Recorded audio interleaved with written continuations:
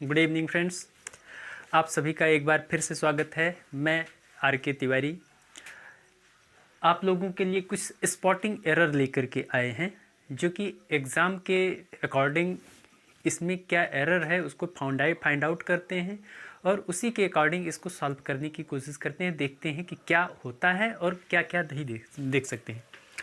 पहला क्वेश्चन है, Unless aid arrives within a next few weeks, thousands are starving। इसमें हमें फाइंड आउट करना है कि गलती क्या है पहले सेंटेंस में। ठीक है, इसमें है क्या, देखिए एक चीज़ देखें, अगर आप लोगों को पता हो, जानकारी हो, कुछ वर्ड ऐसे होते हैं जो टेंस को ही बताते हैं। ठीक है, टेंस को बताते हैं। इसमें ये नेक्स्ट क्या है, नेक्स्ट हमेशा फ्यूचर को बताता है। Yesterday, last week, last year, last यानी लास्ट जहाँ पर लगा होगा, यानी अगर हम इस क्वेश्चन में देखें तो जो तीन कंडीशन होती है। ठीक है, तीनों कंडीशन कौन कौन सी हैं? अगर यस्टरडे की बात होती है, ठीक है, तो यस्टरडे की जब भी बात होगी, हमारा टेंस जो भी होगा वो किस में जाएगा? पास्ट में जाएगा। ये पास्ट की बात होती है। ठीक है, उसके बाद अगर टुडे की बात होती है, तो ये हमेशा प्रेजेंट की बात करता है। किसकी? प्रेजेंट की बात करता है, प्रेजेंट टेंस की बात होती है। और तीसरी कंडीशन है थर्ड वाली, फ्यूचर की। जब फ्यूचर की बात होती है, यहाँ पर यस्टरडे भी देख सकते हैं, यहाँ पर लास्ट भी देख सकते हैं। लास्ट के साथ में प्लस नाउन आता है। ठीक है, इसके साथ में कोई नाउन आपको दिया रहेगा। उसके बाद तीसरी जो कंडीशन होती है प्रेजेंट, यहाँ पर नेक्स्ट हो सकता है, अगला नेक्स्ट होगा, टुमारो होगा, टुमारो। ठीक है, जब भी इसकी कंडीशन बनेगी, ये फ्यूचर को डिनोट करता है। किसको बताता है? फ्यूचर को बताता है। ठीक है, तो यहाँ पर अगर हम इसके अकॉर्डिंग देखें तो ये फ्यूचर को बता रहा है। ठीक, और फिर यहाँ पर क्या दिया गया है? प्रेजेंट टेंस दिया गया है। अब इसको चेंज करेंगे, हमें यहाँ पर गलती है, स्पॉट अगर करेंगे तो कहाँ पर? यहाँ पर गलती है। ये फ्यूचर में है, ये प्रेजेंट में दिया गया है, तो इसको भी हम क्या करेंगे? फ्यूचर भी करेंगे, फ्यूचर करेंगे। Thousands will be starving. ठीक है, क्योंकि फ्यूचर इंडेफिनिट में, फ्यूचर कॉन्टिन्यूअस में, क्योंकि कॉन्टिन्यूअस आईएनजी कॉन्टिन्यूअस को बताता है, तो फ्यूचर कॉन्टिन्यूअस में विल बी और शैल बी जो हेल्पिंग वर्ब होती है उसका यूज़ करते हैं। हमारे ख्याल से ये क्वेश्चन समझ में आ गया होगा। इसको आप ध्यान में रखिएगा। लास्ट हुआ, यस्टरडे हुआ, ये हमेशा किसको? पास्ट को बताते हैं। टुडे प्रेजेंट को बताता है, और नेक्स्ट डे और टुमारो ये किसको बताएंगे? फ्यूचर को बताएंगे। ये बात क्लियर हुई? अगले क्वेश्चन पे चलते हैं।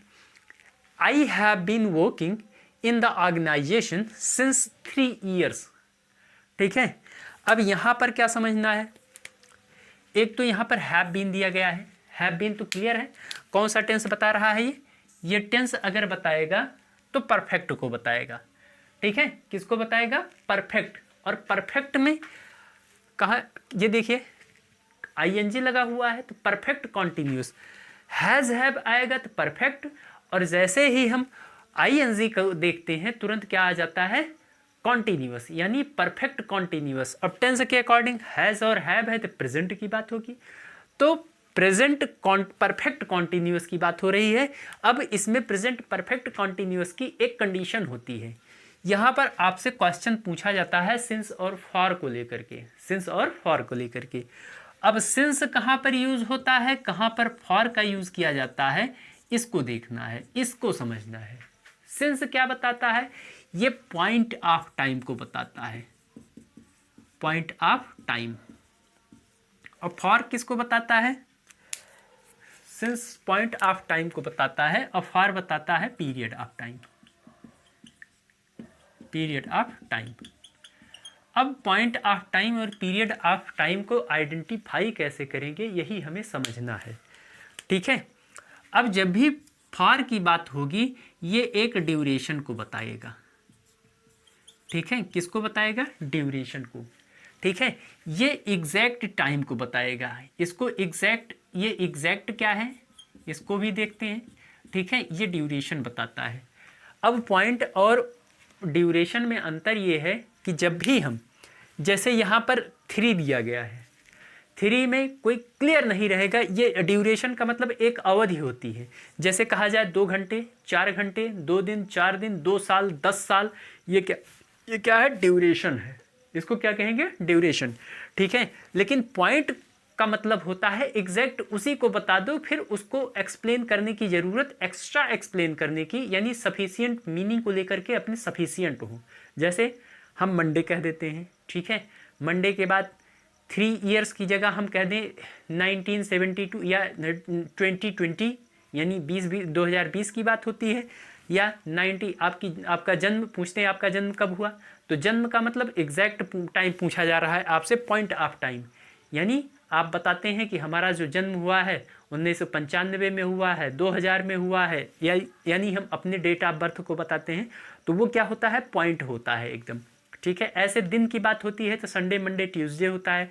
मंथ की बात हो तो दिसंबर, जनवरी, फरवरी, ये क्या है? एग्जैक्ट टाइम है। अगर इनके ड्यूरेशन की बात करें तो आप कहते हैं 2 महीने, 4 महीने, 10 महीने। ठीक है, ऐसे दिन की बात करते हैं तो पॉइंट ऑफ टाइम में आप कहते हैं संडे, मंडे, ट्यूसडे, जबकि पीरियड ऑफ टाइम में कहते हैं कि 2 दिन, 4 दिन, 6 दिन, 10 दिन आप यूज़ करते हैं। ऐसे ही इसको हम आइडेंटिफाई करते हैं। ठीक है, एग्जैक्ट का मतलब, फिर हमारे ख्याल से ये बात क्लियर हुई, एग्जैक्ट का मतलब उसी का नाम, और ड्यूरेशन का मतलब एक अवधि। ठीक, ये क्लियर हुई बात।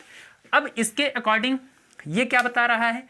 हमारे ख्याल से अवधि को बता रहा है, यानी पीरियड को, ड्यूरेशन को बता रहा है। तो हम क्या करेंगे? यहाँ पर सिंस का यूज़ ना करके हम किसका यूज़ करेंगे? फॉर का यूज़ करेंगे।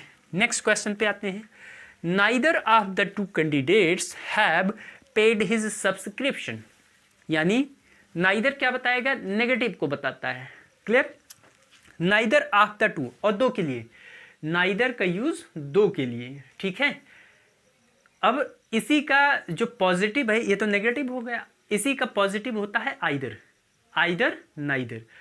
2 के लिए यूज होता है, हमेशा 2 की बात होगी। यहां पर देखिए 2 दिया गया है, अगर 2 से ज्यादा की बात होती है तो नन होता है। ठीक है, either of the 2 candidates have paid his subscription.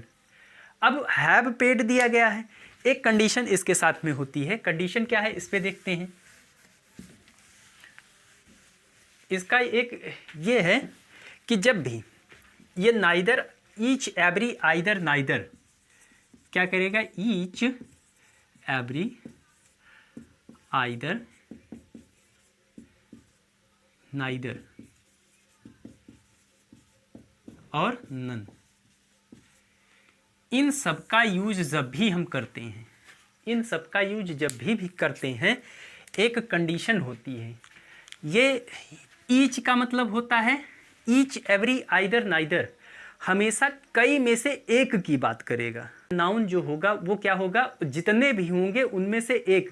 मान लीजिए हम डिस्ट्रीब्यूट, ये डिस्ट्रीब्यूट करता है, ठीक है, डिस्ट्रीब्यूशन का सेंस बताता है। तो जब भी डिस्ट्रीब्यूट करेंगे हमेशा एक बार में कितने को डिस्ट्रीब्यूट किया जाता है? एक को ही किया जाता है। क्लियर?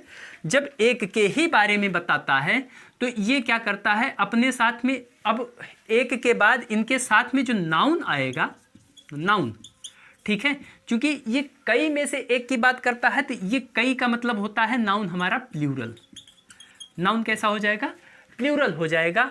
अब ये क्या करता है? एक की बात करता है, बात करेगा एक की, लेकिन कई में से एक की बात करता है। तो इसके अकॉर्डिंग, इसके अकॉर्डिंग जो हमारी हेल्पिंग वर्ब आती है, ठीक है, क्या आती है? हेल्पिंग वर्ब, वो हमेशा कौन सी आती है? सिंगुलर आती है, सिंगुलर आती है। इस बात को आप लोग ध्यान में रखिएगा। नाउन तो प्लूरल होगा इनके साथ में। आप देखिए, नाइदर ऑफ द 2 कैंडिडेट्स, ये जो नाउन है हमारा, ये नाउन, ये कैसा है? प्लूरल है। लेकिन ये क्या होगा? इनमें से किसी एक की या एक में से किसी की बात नहीं होगी। इसीलिए क्या होता है? इसके साथ में जो हेल्पिंग वर्ब होता है वो अपने सब्जेक्ट के अकॉर्डिंग आता है, और सब्जेक्ट हमेशा एक के या एक किसी के बारे में नहीं बताता। इसीलिए क्या होता है? ये हेल्पिंग वर्ब हमारा सिंगुलर हो जाता है।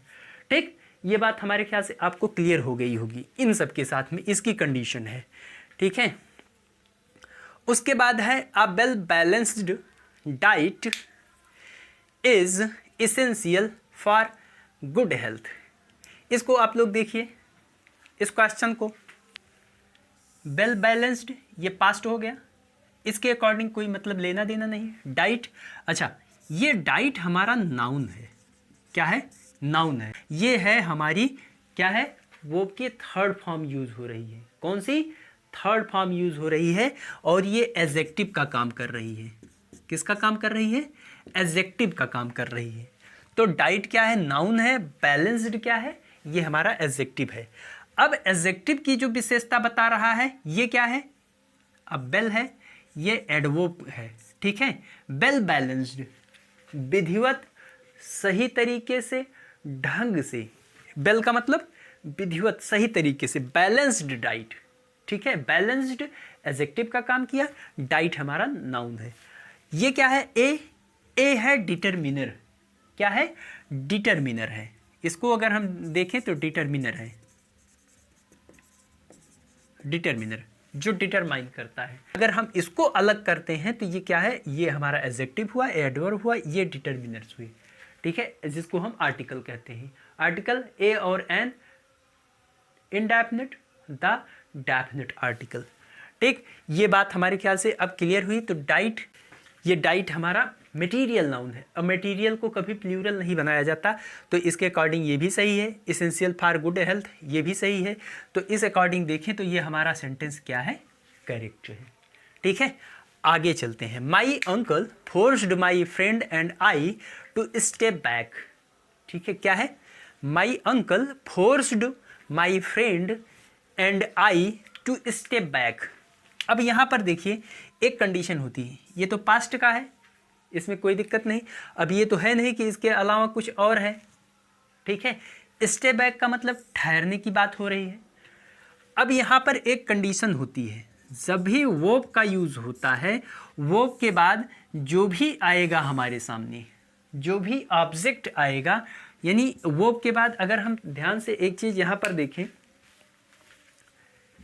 क्या, जो हमारा स्ट्रक्चर है, सब्जेक्ट, वर्ब और ऑब्जेक्ट, ये हमारा सेंटेंस का स्ट्रक्चर है। अब वर्ब के बाद जो कुछ भी आएगा हमारा किस केस में आएगा, ऑब्जेक्टिव केस में आएगा, और वर्ब से पहले जो कुछ आएगा वो सब्जेक्टिव केस में आएगा। खास करके बात होती है प्रोनाउन की, ठीक है। प्रोनाउन यहाँ होगा तो सब्जेक्टिव केस में होगा, और यहाँ पर होगा तो ऑब्जेक्टिव केस में होगा। अब ये तो सब्जेक्ट की बात हो गई, चलो ठीक है। फ्रेंड भी है, ये आपका कॉमन नाउन है, ये भी सही है।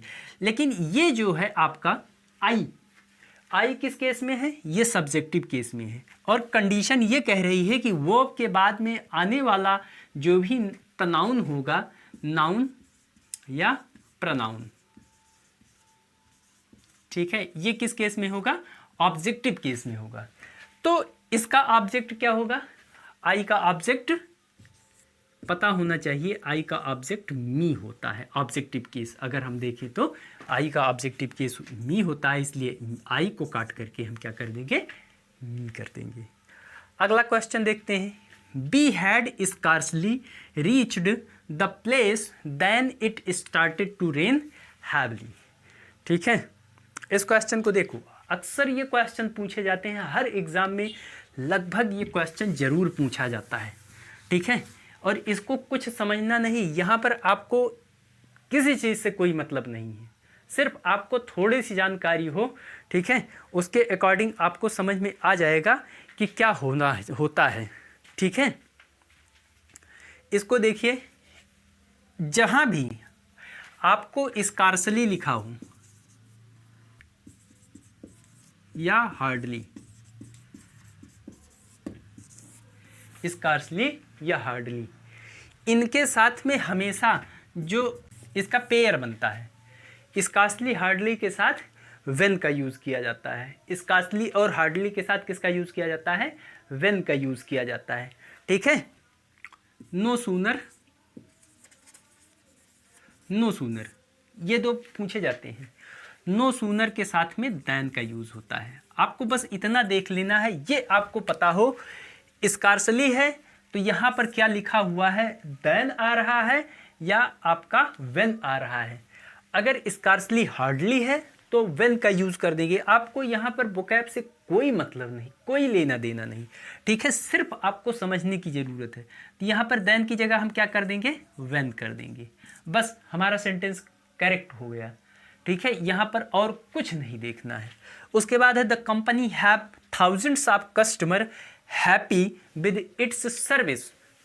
सेंटेंस क्या है, द कंपनी, कंपनी क्या है, सब्जेक्ट है, सब्जेक्ट सिंगुलर है या प्लूरल है। अगर हम इसको देखें तो एक की बात हो रही है, तो ये कैसा हो गया, सिंगुलर हो गया, ठीक। अब ये क्या है, हेल्पिंग वर्ब, हेल्पिंग वर्ब किसके अकॉर्डिंग आती है, हमेशा सब्जेक्ट के अकॉर्डिंग आती है। तो ये सिंगुलर है या प्लूरल, ये हमारे ख्याल से आप लोग जान रहे हैं, ये क्या है, प्लूरल है। तो सबसे पहले तो हमें यही करना है, ठीक है, क्या है, हैज़ हो जाएगा। बाकी सब्जेक्ट को देखिए, सब्जेक्ट के अकॉर्डिंग हमें क्या करना है, हेल्पिंग वर्ब का यूज़ करना है। अब हमारे ख्याल से पूरा का पूरा सेंटेंस क्लियर हो गया है, यहाँ पर कोई कंफ्यूजन नहीं है। अगला सेंटेंस देखते हैं, they are residing in the city for the last 2 decades. They are residing in the city, ठीक है, फॉर द लास्ट 2 डिकेड। अब यहां पर देखिए, अभी हमने पहले सेंटेंस में बात की थी, जब यहां पर सिंस फॉर दिया गया है, यहां तो हेल्पिंग वर्ब ठीक है, कोई दिक्कत नहीं। यहां अगर सिंस फॉर दिया गया है, जैसे कि यहां पर दिया गया है, ठीक है, ये हमारा कौन सा वो है, अगर हम देखें तो ये लास्ट 2 की बात हो रही है। 2 हमारा पॉइंट ऑफ टाइम ना होकर के पीरियड ऑफ टाइम है। पॉइंट ऑफ टाइम में यहाँ पर 1950 अगर लिख दिया गया होता या 1999 लिख दिया गया होता, तब ये क्या हो जाता, क्या हो जाता, पॉइंट ऑफ टाइम हो जाता। लेकिन यहाँ पर पीरियड ऑफ टाइम है। अब इसके अकॉर्डिंग हमें क्या करना है, टेंस को चेंज करना है।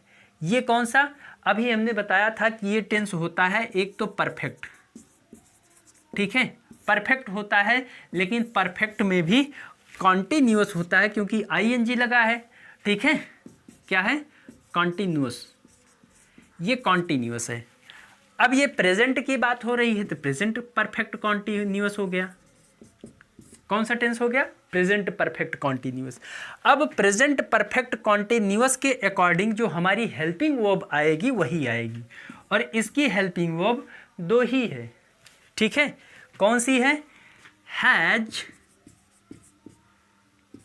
बीन और दूसरी हैव बीन, हैज बीन और हैव बीन, और प्लस इसके साथ में वर्ब की आईएनजी फॉर्म आती है, ठीक है।